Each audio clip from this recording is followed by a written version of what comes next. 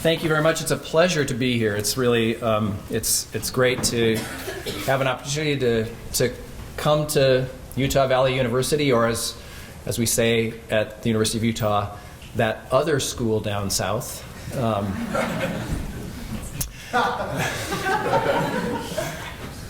I want to especially thank Michael Good, who has been a great host for me today and has become a good friend and colleague in the time that he's been at Utah Valley, and also Andy Bibby and the staff of the Center for Constitutional Studies and the Department of History and Political Science at UVU.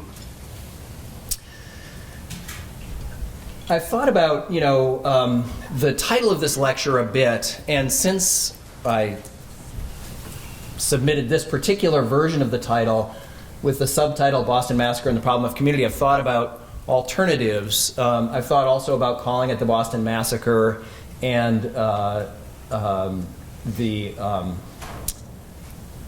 search for a useful past.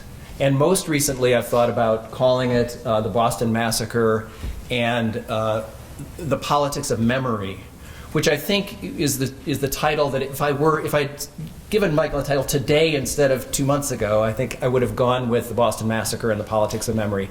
Anyway, you'll see what I have in mind as we go a little bit further along. On the first weekend in May 1970, so just for orientation's sake, that's 1970, not 1770. On the first weekend in May 1970, the Ohio National Guard was mobilized to the campus of Kent State University to restore order after a series of violent incidents. On Thursday, President Richard Nixon had announced his decision to send U.S. troops into Cambodia. That Friday night, unhappiness over Nixon's decision spilled into the streets of downtown Kent, Ohio. A growing crowd of students stopped cars, broke storefront windows, and threw rocks at policemen. The next day, campus demonstrations culminated in an attack on the ROTC building, which was burned to the ground. On Sunday, the university declared a state of emergency and banned outdoor gatherings. The next day, Monday, May 4th, students began to gather on the campus commons in the late morning. In response, the Guardsman's commanding officer, General Robert Canterbury, issued orders to disperse the crowd. 96 soldiers and 7 officers formed up and marched through the center of campus. Students shouted at the Guardsmen and threw rocks, while the Guardsmen fired tear gas canisters into the crowd. Near the top of Blanket Hill, the Guardsmen later claimed that they heard a sharp noise like gunfire. In an apparent panic, they fired in response. In 13 seconds, 28 Guardsmen fired at least 61 rounds. 4 students were killed and 9 were wounded. The military force of a great world power shooting into an unarmed crowd of its own civilians. The analogy to the Boston Massacre, when British soldiers fired into a crowd of colonists in 1770, immediately suggested itself. 8 days later, a company called SBS Creative Designs published a poster featuring Paul Revere's famous engraving, the engraving that was used for the poster for tonight's talk and that you probably recognize from other contexts, with large red banners across the top and the bottom. The top banner said Boston, March 5th, 1770, while the bottom read Kent State, May 4th, 1970. The analogy was imperfect, but the message was powerful. On the night of March 5th, 1770, in a street lit only by moonlight, a detachment of British troops fired into a crowd of civilians in front of Boston's Custom House on King Street.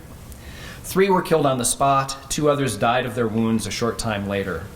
This was a key event in the narrative leading from the imperial crisis of the 1760s to the Declaration of Independence in 1776. In the 1770s and 80s, it galvanized the community of Boston against the intentions and implications of imperial British power. Since then, the memory of the Boston Massacre has been re-energized periodically in moments when it became especially useful. But its meaning is more complicated than it first appears. It's always been ambivalent and contested, limiting the event's usefulness as a unifying symbol and resulting in a disputed and fractured legacy. This talk is drawn from a book manuscript about the Boston Massacre. That larger project talks about the military occupation of Boston, which had been going on for 17 months when the shots were fired on King Street. talks about the shootings themselves and their long aftermath, including the trials of the soldiers who were jailed and charged with murder for their roles. Today I want to pass over most of that material and instead focus on the narratives that took shape then and later to make sense of the event, and the larger discursive formations of which they were a part.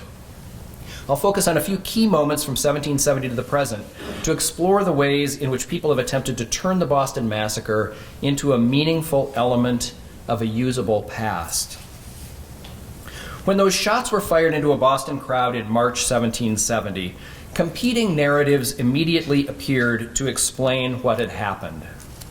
A series of newspaper accounts, sympathetic to the town, claimed that soldiers had been abusing townspeople in the streets for hours before the shootings, and depicted the crowd in King Street as a combination of snowball-throwing boys and curious, law-abiding citizens. A pamphlet that was printed by the order of the Boston Town Meeting expanded this narrative and included 96 eyewitness depositions.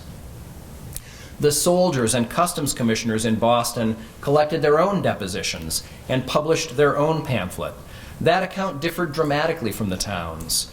It stressed that Boston's streets had been full of armed townspeople for hours, gathered in clusters and numbering in the hundreds, that they had used the town's church bells to call out large numbers of people prior to the shootings, and that their behavior in King Street was violently threatening. In this version of events, the soldiers had been forced to act to defend themselves. Captain Thomas Preston and 8 other soldiers were charged with murder for shooting into the crowd. Their trials, 7 months later, generated more eyewitness accounts and produced another narrative. In all, more than 200 eyewitnesses offered testimony related to the shootings. These accounts are mind-numbingly repetitious, believe me, but they also vary widely, disagreeing on matters of fact and interpretation. Considered as a series of narratives that unfolded in real time rather than as a disconnected body of individual recollections, the malleability of the Boston Massacre story is its most striking feature. Images accompanied texts. 2 nearly identical engravings based on a painting by Henry Pelham were soon for sale in Boston print shops and adorning the walls of Boston homes. And you can see images of those 2 prints here. The one on the left is the more familiar of the 2. This is the Paul Revere version of the engraving. The one on the right is by Henry Pelham. They're very similar. They differ mostly in the text at the top and bottom. Henry Pelham is the guy who actually painted the picture that was used for the engraving, and then somehow Paul Revere managed to pirate it from him and rush his version to print before Pelham's, which made Pelham furious and has made his print obscure ever after. This version of the Revere print is not as clear as some of the ones that you can find online. I like this one because this particular copy of it was supposedly colored and framed in Paul Revere's own workshop in the spring of 1770. That's according to the provenance of the William Clements Library at the University of Michigan, which owns this copy. So they sold me this picture, and I can't resist using it. So these things were also adorning the walls of Boston homes by the end of March 1770. Examining the Boston Massacre really means paying attention to 3 distinct things. First, an event. Second, the competing narratives that developed to shape contemporary understandings of the event. And then third, the evolving memories of the event as it was invoked in later years as a symbol of American identity. The human mind does not simply recall everything it sees, recording an objective and unerring account of things as they happened. Instead, in moments of stress, it picks up patches of highly subjective impressions. Only through narrative, only by subsequently devising a story that threads those patches together into a meaningful pattern, do the instantaneous effects of a dramatic episode like the shootings in King Street acquire a form that can be recalled, interpreted, and argued for. The Boston Massacre offers an unusual opportunity to observe impressionistic flashes gradually take on the shape of competing narratives, and then to trace the evolution of those narratives across long periods of time. Preston and the other soldiers spent 7 months in jail awaiting their days in court. As the commanding officer, Preston was tried first. The question in his case was, did he order his men to fire? A very important question. He was acquitted. His gain was his soldiers' loss, since their best line of defense would be simply to say that they were following orders. Since the court had previously decided that Preston didn't give such an order, they had a more difficult case to prove. They had to prove that the chaos and violence they faced was so extreme that the men were forced to fire in self-defense. John Adams and Josiah Quincy Jr., two of Boston's ablest young lawyers, defended the soldiers. They called dozens of witnesses to the stand. Though the testimony varied in countless details, its cumulative effect was to demonstrate that the streets of Boston were filled with hundreds of men and boys, many of them armed with sticks and clubs, others carrying cutlasses or guns, spoiling for a fight. It enabled Quincy and Adams to stress that the soldiers felt endangered and fired in self-defense. But at the same time he defended the soldiers, Adams was also committed to protecting the reputation of Boston, and this caused him to walk a fine line. His strategy was fully revealed in his closing argument. On the one hand, it was crucial to argue that the soldiers indeed faced a mortal threat prior to the shootings. To make that point, he spoke thusly, rising to a crescendo, with the people crying, kill them, knock them over," heaving snowballs, oyster shells, clubs, white birch sticks, 3.5 inches in diameter. "Consider yourselves in this situation, and then judge whether a reasonable man in the soldier's situation would not have concluded they were going to kill him. The law does not oblige us to bear insults to the danger of our lives, to stand still with such a number of people around us, throwing such things at us and threatening our lives until we are disabled to defend ourselves." This argument was essential to the soldiers' cause, but it cast Boston in an unfavorable light. To protect his hometown's reputation, Adams made a point of distancing the mob from the town of Boston as a corporate entity. He repeatedly stressed that the people in the streets were not moderate, responsible citizens, but an indiscriminately mixed group full of outlandish characters who were prone to behave irresponsibly and violently. Many of these people were thoughtless and inconsiderate, Adams argued, old and young, sailors and landmen, Negroes and mulattoes.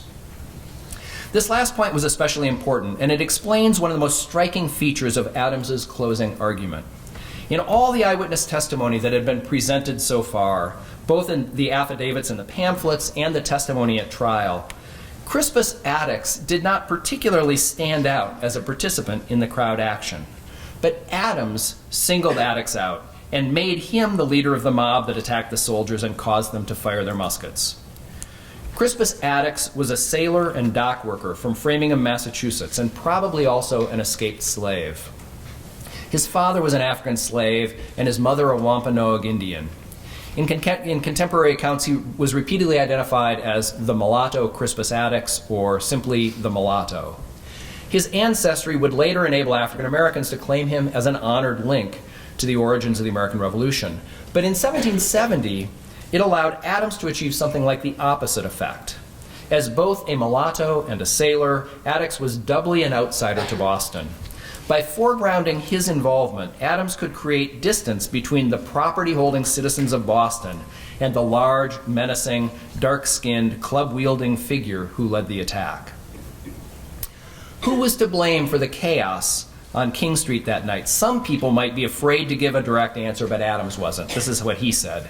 "The plain English is, gentlemen, they were most probably a motley rabble of saucy boys, Negroes and mulattoes, Irish teagues and outlandish jack tars. And why we should scruple to call such a set of people a mob, I can't conceive unless the name is too respectable for them." In Adams's eyes, Boston's property holders constituted a respectable, solid citizenry who together comprised the town as a political body. As in any seaport, Boston also had a floating underclass, literally floating in and out of the town as they joined ships' crews and went to sea, then returned to labor on the docks or in the rope walks while they waited for another opportunity to ship out. Although they supplied much of the port town's muscle power, they were not members of the community. But in a moment of crisis, they were especially likely to come to the fore and coalesce as a mob, giving violent form to the town's grievances. This was what happened in Adams' view on March 5th. At the head of the mob was Attucks. Now I'm going to quote intermittently from Adams's closing argument throughout this passage. Drawing on the testimony of James Bailey, Adams sketched the scene.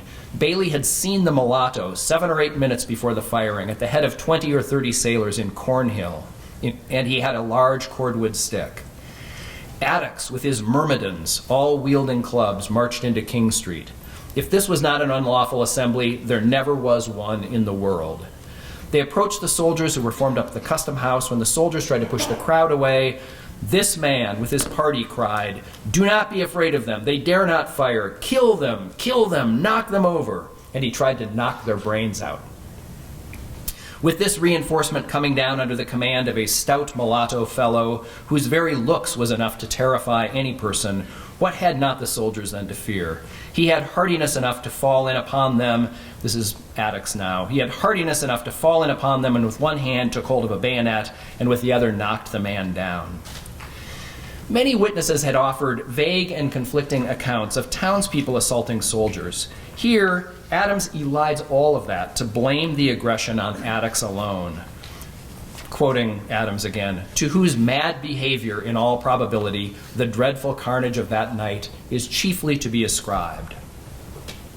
The soldiers' defense succeeded. 6 of the 8 were acquitted. The other 2 were convicted of a lesser charge of manslaughter, branded on the thumbs, and sent on their way. At the time of the acquittals, many people in Boston were deeply troubled by the outcomes of the trials because it seemed like a verdict of not guilty for the soldiers meant a guilty verdict for the town. But as it turns out, that equation was not so simple. As the first anniversary of the shootings approached, the town implemented a set of commemorative practices that would keep the memory of the bloody massacre, as they called it, alive. The formula of an annual massacre oration quickly took shape. The town records began reporting every year that the orator, who had been chosen previously, spoke to, quoting the town records in a formulaic recital, the orator spoke to a large and crowded audience and was received by them with great applause. Every year the town printed the text of the oration afterward. In this way, in the years leading up to the Declaration of Independence, the date of the massacre became Boston's most important public holiday. Orators remembered the fallen, recalled the horrors of military occupation, and reinforced resistance to the tyrannical rule of an imperial state. The crisis with Great Britain could all too easily inspire ambivalence and divided loyalties, but the Boston Massacre was vivid and clear. Its memory united Bostonians in outrage and schooled them in the dangers of equivocation. It became a vital wellspring of shared experience. But by war's end, it had served its purpose. In 1783, the town abandoned commemorations of March 5th in favor of July 4th, and the Boston Massacre fell into obscurity. When renewed interest in revolutionary events began to develop in the 1820s, the mobbish character of the so-called Bloody Massacre preyed on the imaginations of respectable citizens. As Boston's leaders shaped a public memory of the 1760s and 1770s into a useful and respectable form, they left the massacre alone. They regarded the March 5th rioters as a lawless rabble, unworthy of celebration or commemoration. It was instead Boston's African American community that first gave sustained attention to the massacre. Beginning around 1840, black activists laid claim to Crispus Attucks as an African American patriot who was the first man to die for the cause of American independence. William Cooper Nell was Attucks's foremost champion. An African American who grew up in Boston, Nell was an abolitionist, a printer who trained under William Lloyd Garrison, and a historian. In a series of newspaper essays and books that appeared in the 1840s and 1850s, Nell introduced Attucks to his readers, which included the community of Boston abolitionists and black activists. In 1851, Nell and 6 other African Americans from Boston petitioned the state legislature to appropriate funds for a monument to Crispus Attucks, as they called him the first martyr of the American Revolution.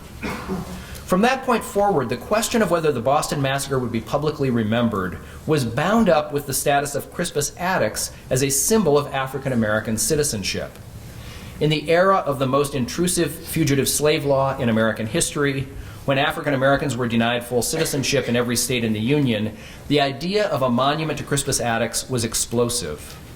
For many, it was laughable to suggest that Crispus Attucks was a worthy symbol of American independence. Referring to the monument petition, one local writer expressed astonishment. Attucks was no patriot hero. He was a very firebrand of disorder and sedition, the most conspicuous, defying, inflammatory, and uproarious of the misguided populace of that unhappy night. If Crispus had not been lucky enough to fall as a martyr, he would have richly deserved to be hanged as an incendiary. Nell confronted this characterization directly. If the leader Attucks deserved to hang, he wrote, is it not a legitimate inference that the citizens who followed on are included, and hence should swing in his company on the gallows? If the leader and his patriot band were misguided, the distinguished orators who in after days commemorated the 5th of March must indeed have been misguided as well. These included John Hancock, James Lovell, Thomas Dawes Jr., and Joseph Warren. Even George Washington was supposed to have invoked the memory of the massacre when he exhorted his troops during the siege of Boston on the 5th of March, 1776. If Attucks was a firebrand and incendiary, Nell contended, then so too were all of these revered patriots who came after him. The 1851 petition to erect a monument in Attucks' honor failed, as did several others that followed.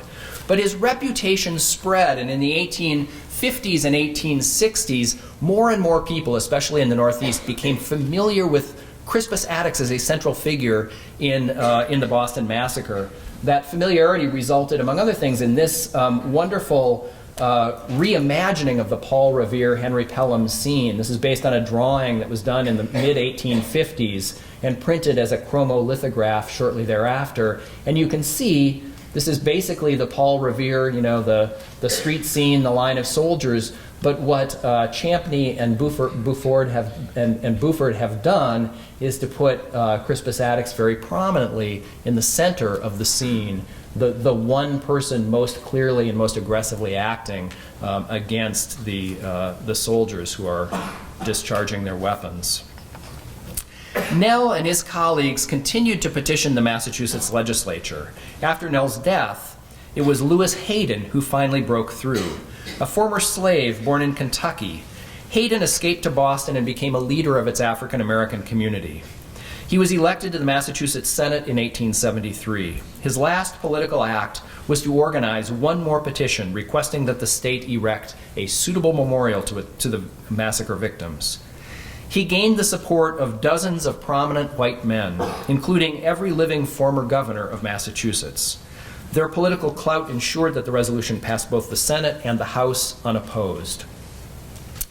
Before Governor Oliver Ames signed the bill into law, it was presented to the members of the Massachusetts Historical Society for consideration. Society President George E. Ellis thought the legislature's decision to erect a massacre monument was a bad idea. He argued that oppressive British policies of the 1760s and 1770s had inspired two kinds of resistance, two kinds of patriotism. The one of peaceful, earnest, patriotic protest and resistance by our wise and resolute popular leaders, the other of riots and mobs resulting in the destruction of private property and in personal insults to officials. It was only because of the rioters that troops had been sent to Boston in the first place. Once in Boston, the soldiers were exasperated by the threats, jibes, insults, and missiles of a mob of these rioters and discharged their guns in self-defense. Those who fell in this haphazard conflict came to be described as the victims of a massacre, but he believed the term was an unfortunate misnomer that gave the victims too much credit. It seemed incredible that the Commonwealth of Massachusetts, which had never yet raised any monumental memorial of a person or of an event in its history, would now pay its highest monumental honors to commemorate their victims. Other historical society members concurred. These men were not acting in the character of patriots, but of rioters, John D. Washburn noted indignantly. Charles Dean attributed the attack on the soldiers to a mere mob inspired by no elevated sentiments and fatally bent on mischief. By chance, a few were killed, and for that reason they became martyrs. Thus, the martyr's crown is placed upon the brow of vulgar ruffians. Only one member who was present at that Massachusetts Historical Society meeting, dissented from this majority opinion. Lucius Robinson Page, an elderly Universalist minister, reminded the society that at the time of the shootings, Bostonians believed the massacre victims had lost their lives in the cause of liberty, and the whole town rendered such funeral honors as had seldom been witnessed. In the years that followed, the tradition of the massacre oration arose to keep the memory of that event green. In all the texts of all the orations, he could not recall a single disparaging remark concerning the victims. Moreover, before the Declaration of Independence, it wasn't only the massacre victims who could be called lawless rioters. All acts of opposition to British authority were technically rebellious and treasonable. There was no clear way to distinguish the attack on soldiers in King Street from the unorganized skirmish, as he called it, in Lexington and Concord a few years later, or even from the more orderly but illegally organized struggle on Bunker Hill. Having made his point, however, Page retreated. He could not support a statement that condemned the massacre monument, yet, as there seemed to be a desire that the action should be unanimous, he would not vote against it, notwithstanding he so strongly doubted its propriety and expediency. Once the members achieved consensus, once they decided to condemn the monument, it remained to choose a strategy.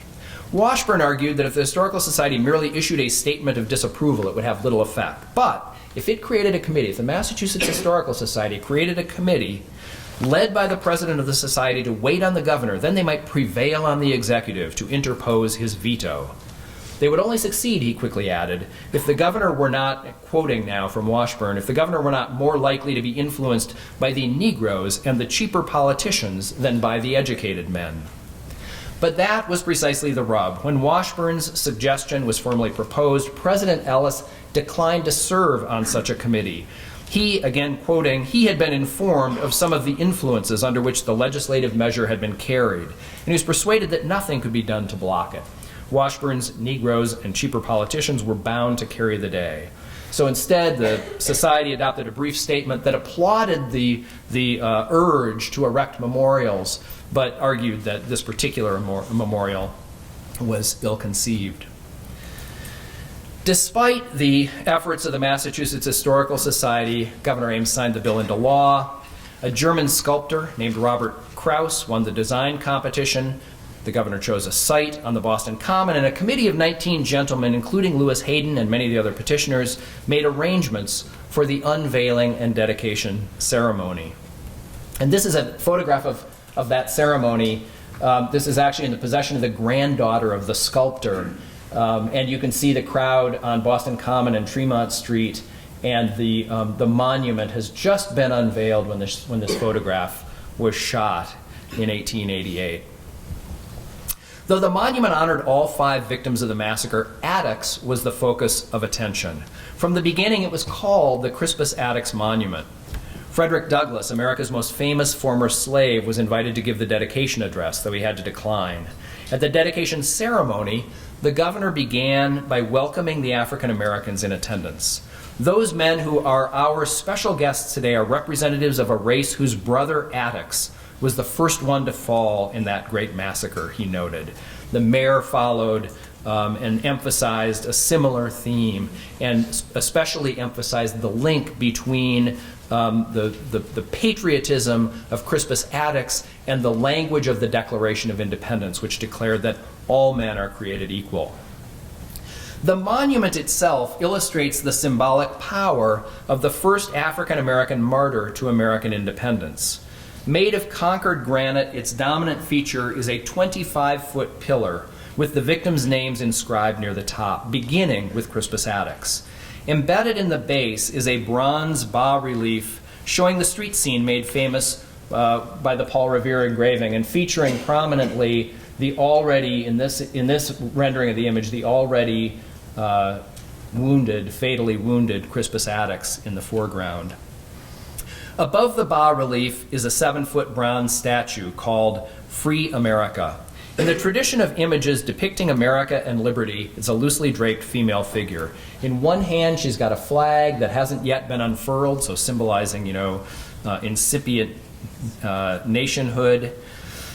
And in the other hand, she has a length of broken chain. There's an eagle lighting on the plinth on one side, and under her foot here is the crushed crown of Great Britain. But it's really the broken chain that I want to call your attention to. The broken chain creates a powerful visual link between the chains of empire and the chains of slavery. And Attucks is the historical figure who makes that connection meaningful. The prolonged controversy over the Crispus Attucks monument recast the old debate about whether Boston was a mobbish town. Opponents held, as John Adams had argued more than a century earlier, that the March 5th mob was a disorderly rabble, acting not on principle, but on violent impulse. In the post-Civil War era, opponents of the monument feared that public acclaim would only encourage rioters, looters, present-day radicals. And as Crispus Attucks came to the fore as the central figure in that night's events, the racial dimension of his argument only grew more prominent. The disorder of the Boston Massacre mob was embodied and symbolized by the mulatto man who led the charge against the troops. But the supporters of the monument argued that the massacre victims were a patriot vanguard, the first martyrs for American liberty. They were guilty of nothing more than anticipating the frustrations of their countrymen who would soon die in much larger numbers in the face of British arms. By the beginning of the 20th century, the Boston Massacre had once again dimmed in the public imagination, but it always had the potential to be called upon as a potent symbol of the proper relationship between individual protest and state power. American mistrust of military force turned against a civilian population runs deep, as does the belief that civil disobedience is legitimate when it's used to defend important principles. The Boston Massacre, especially as it was represented in an oversimplified two-dimensional way by Paul Revere's iconic print, perfectly captures the horror that most Americans feel at the prospect of using excess force to suppress crowd activities, even as it masks, even as that two-dimensional image masks the ambiguities of the event that it supposedly represents. The shootings at Kent State University in 1970 revived images of the Boston Massacre. The firepower was much greater than it had been 200 years earlier. The guardsmen discharged more than 60 rounds in about 13 seconds, and none of the 4 victims who were killed was within a football field's length of the soldiers. But in other ways, the event was sufficiently similar to the shootings in Boston that the comparison suggested itself. Some who reflected on Kent State made the comparison explicit. When an interviewer asked about the larger significance of an event that left only 4 students dead, Kent State student Michael Stein remarked, "Only 5 people were killed in the Boston Massacre." In a letter to the editor in Time magazine, John J. Guinevere drew out the implications of the comparison. In March 1770, this is, by the way, the entire text of this letter to the editor in Time magazine.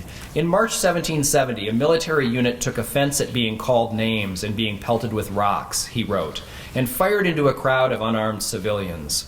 They called that the Boston Massacre. Then they started a revolution. That was a pithy enough letter that a printing company in Memphis, Tennessee, stuck it on the top of this poster depicting a soldier pushing a bayoneted rifle into the chest of, somebody who clearly is intended to represent anti-war protesters. And my wife Carrie also thinks there's a kind of Christian allegory here that he's intentionally designed to look like, familiar images of Christ as they were circulating in the 1970s, and to echo the image of Christ being jabbed by the spear of a centurion, maybe an interesting possibility. Peter Stone, an award-winning writer for film and stage whose 1776 had recently won the Tony for Best Musical, had a similar point in mind when he published an editorial in the New York Times entitled, "Afraid of Revolution?" It began, "A group of protesters gathers in the streets to decry government policies. They're angry, they're loud and abusive, they are demanding disobedience. Facing them is a unit of militia. Suddenly, somehow, a guardsman fires into the crowd. Kent State, 1970? No. Boston, 1770. Americans, Stone went on to argue, had lost touch with their radical origins and in the era of the Vietnam War clung instead to an unreflective patriotism. The parallels between Kent State and the Boston Massacre extend beyond the obvious fact of soldiers firing into a civilian crowd. The victims included both active participants in a crowd action and innocent bystanders. Soldiers and their defenders claimed that the crowd was increasingly aggressive and menacing, while critics argued, and in the case of Kent State, photographic evidence demonstrates, that people mostly kept their distance. In the aftermath of both shootings, many people expressed surprise that the soldiers' weapons had live ammunition, and in both cases it was unclear whether the soldiers were ordered to fire.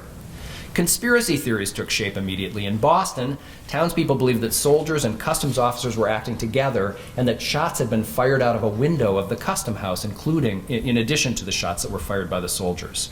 In Kent, multiple conspiracy theories emerged, that 10 of the soldiers agreed to fire on the students upon a prearranged signal, that an armed undercover FBI informant fired a pistol, triggering the soldiers' response, that the federal government had decided that it was time to act decisively against campus demonstrations, and officials in Kent proceeded accordingly. Nor do the similarities stop there. In the wake of Kent State, a flood of publications aimed to tell the story from the victim's point of view. Photographs of the shootings began to circulate almost immediately afterwards, just as the Pelham and Revere prints had done 200 years earlier. Annual commemorations on the Kent State campus recalled the victims and decried the violent act that killed them, while Neil Young's song Ohio, recorded and released only a few weeks after the shootings, broadcast a sense of anguish more widely. Kent State, like the Boston Massacre, quickly became a cultural icon for everyone engaged in a movement challenging government policy and decrying its coercive and violent tactics. In Kent, as in Boston, the legal resolution of the shootings, delayed in both cases, exonerated the soldiers. Both events appear in retrospect to have been decisive turning points in ongoing political conflicts. The Boston Massacre radicalized that community and ensured its role as the crucible of the American Revolution. The Kent State shootings inflamed anti-war activists and undermined the credibility and legitimacy of the Nixon administration. Kent State, like the Boston Massacre, gave rise to controversies over monuments. In Boston, the erection of a monument was delayed by more than a century. In Kent, campus officials rejected a bronze statue by George Siegel, representing Abraham and Isaac at the moment when the biblical patriarch was about to slay his son. Siegel inscribed the work in memory of May 4th, 1970, and intended it to represent the moral dilemma faced by soldiers and agents of the state as they confronted student protesters. University President Brage Golding refused to accept the work. He considered it too violent in spirit. Instead, campus officials created a May 4th Memorial Committee, which sponsored a national competition to design an appropriate memorial. Bruno Ast, the winning designer, conceived an ambitious 1,400 square foot plaza that would cost an estimated $1.2 million. But the campus imposed a budget of $100,000 and installed a dramatically scaled down version. One final similarity between the Boston Massacre and the Kent State shootings is perhaps more important than all the others. Both events had a double-edged character. While soldiers could be criticized for firing into a crowd, members of the crowd were equally subject to criticism for their behavior. So, while students like Michael Stein and writers like Peter Stone used an analogy with the Boston Massacre to validate the action of students and to criticize the National Guardsmen, most Americans took a different view, took the opposite view. In response to Stone's New York Times editorial, for example, the Reverend William S. Reisman of Garrison, New York, wrote a scathing letter to the editor. Stone's, quoting intermittently now from that letter, Stone's thesis is typical of current revisionist efforts to give cachet to today's radical anarchists and mindless trashers, he wrote. If Stone understood the Boston Massacre more clearly, he would recognize that his comparison was unflattering to the Kent State students. The Boston Rabble of 1770 were lawless rioters. In King Street, on the night of March 5th, the soldiers were in danger of being stoned to death by a mob. Defended by none other than John Adams, the British soldiers were acquitted in a fair trial by a jury. The National Guardsmen in Kent, Reisman replied, were no more guilty than their redcoat counterparts had been. Nor was Reisman alone in that opinion. In a letter to the editor of Ohio's own newspaper, the Record Courier, Diane Foster remarked, "The National Guard made only one mistake. They should have fired sooner and longer." A national Gallup poll conducted in the weeks after the shootings found that 58% of Americans considered the protesters primarily responsible for the tragedy, while only 11% placed the blame on the National Guardsmen. On the basis of that finding, William A. Gordon has noted, one could argue that these were the most popular murders ever committed in the United States. Less than 2 weeks after the Kent State shootings, dozens of police and highway patrol officers responded to reports of a riot on the campus of Jackson State College in Jackson, Mississippi. Jackson is the capital of Mississippi, and Jackson State is a historically black campus bisected by Lynch Street, a major thoroughfare for the town's white population and the site of frequent hostile interactions between students and townspeople. On the night of May 14, 1970, a crowd gathered on campus near Lynch Street, throwing rocks at cars and setting fire to a dump truck. In response, about 70 lawmen, armed with shotguns, carbines, rifles, and submachine guns, approached Alexander Hall, a women's dormitory, where the crowd of students and black townspeople was gathered. A chain-link fence separated them. Someone threw a bottle into the street. Law officers later claimed that they thought they were caught in the crossfire of weapons from snipers on campus rooftops. In response, they unleashed a 28-second barrage in which more than 150 rounds were fired, leaving 400 bullet or buckshot holes in the facade of Alexander Hall. One college student, Philip Gibbs, and one local high school student, James Earl Green, were killed. 22 others, mostly women who had been inside the dormitory, were wounded. The Jackson State and Kent State shootings were immediately linked in the national press, but in subsequent weeks and months, Jackson State received considerably less attention than Kent did. Jackson State faculty member Gene Young has argued that it may have been only the Kent State tragedy 10 days earlier that brought any national attention at all to the Jackson State campus. And strikingly, the Boston Massacre analogy was much less in evidence in the case of Jackson State than it had been at Kent State.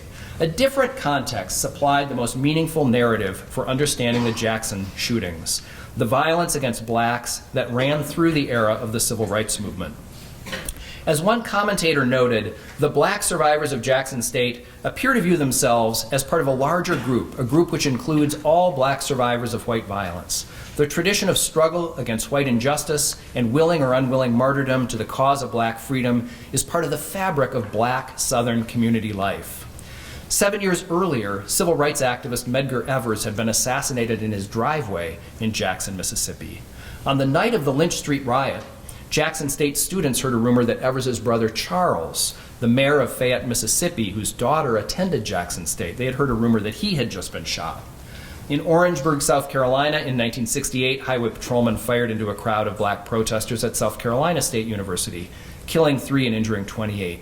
The context of Southern violence against blacks was much more immediate and salient to students at Jackson State than their kinship to the mostly white students in Kent, Ohio. Yet the connection between Lynch Street in Jackson and King Street in Boston was not neglected entirely. And Michael, you'll appreciate this. The connection ran through Chicago.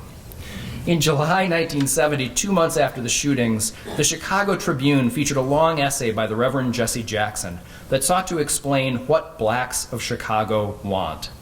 Jackson argued that black Chicagoans wanted to share responsibility in the reshaping of their city. In return, they wanted inclusion. Blacks seek the freedom to be judges, jurors, and policemen in proportionate numbers to their population ratio, he contended.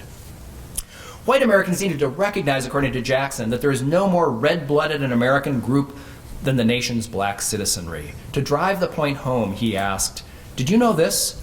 The first blood shed for this land's liberty was that of a black man, Crispus Attucks." And, he went on, blacks continued to shed blood for their nation. Now, black boys are being wounded and killed in Vietnam at 2 to 3 times the rate of white boys. But blacks were still violently oppressed at home. We have shed mortal blood, too, for freedom, even in domestic combat against poverty and racism, Jackson noted, such as did Fred Hampton of Chicago's West Side, James Chaney and Emmett Till in neo-primitive Mississippi, the South Carolina State College Martyrs in Orangeburg, and the Jackson State College Martyrs. In Jackson's account, the Boston Massacre belonged not only to a narrative of American nationhood. Through Crispus Attucks, it also represented, as it had done more than a century earlier for William C. Nell, the starting point for a narrative of African American citizenship. After 1970, the Boston Massacre receded into the shadows again. That began to change in the 1990s, when critics became increasingly concerned about the militarization of law enforcement. It became useful to invoke the Boston Massacre to criticize excessive force in police actions. More recently, the fear of militarized police forces has intersected with the issue of race in many urban settings. For leaders of the Black Lives Matter movement, it's useful to trace a genealogy from Crispus Attucks to Michael Brown, the 18-year-old African American who was shot and killed by a Ferguson, Missouri police officer in August 2014. As concern about police brutality against African Americans grows into a nationwide movement, the legacy of Crispus Attucks is relevant once again. All these controversies illustrate the usefulness of the Boston Massacre as a touchstone of American identity, and also the limits of its power to generate a consensus response. Because it occurred in the course of a successful revolution against British authority, the double-edged character of the Boston Massacre is easy to overlook, at least initially. In the case of the Kent state shootings, the analogy cropped up many times in the first few weeks and then suddenly became much less common. After 1989, the repression of student protests in Tiananmen Square seemed like a more useful comparison. In that case, too, a powerful government suppressed student protest. And in that case, the government that suppressed the protest remained in power. If the Boston Massacre seems superficially unproblematic, it's because the government that sponsored the repression of crowd activity was subsequently overthrown.